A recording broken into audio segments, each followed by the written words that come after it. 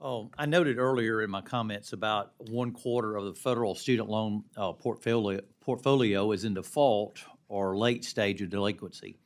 Borrowers who are very behind on their repayments would be in this category. Only about 4 in 10 borrowers are actually in repayment or current on their loans.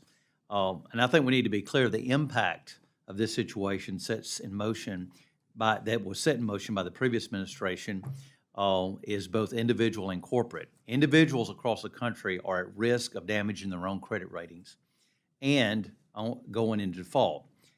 This kind of financial damage can be devastating to countless constituents across the country. And our country is at risk of losing billions of dollars because of the previous administration's disastrous messaging about loan forgiveness and repayment. My time is fading away, but if you could just briefly tell us how the department is facilitating an orderly return to repayment, including directing struggling borrowers to available resources to help them get back on track.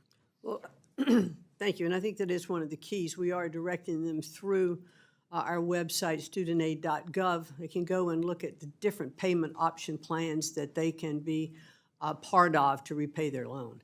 You're absolutely correct that we have lost hundreds of millions of dollars. I understand that COVID was part of some of those programs.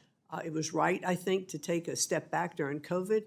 But once COVID ended, we should have resumed collection on those payments and voluntary payments. And I do believe that the past administration, with confusing messages that they were sending about loans being forgiven, et cetera, I'm not too sure why anybody would have stepped up and paid if they thought it was going to be forgiven. But we've put a program back on track now. We sent letters on May 5th.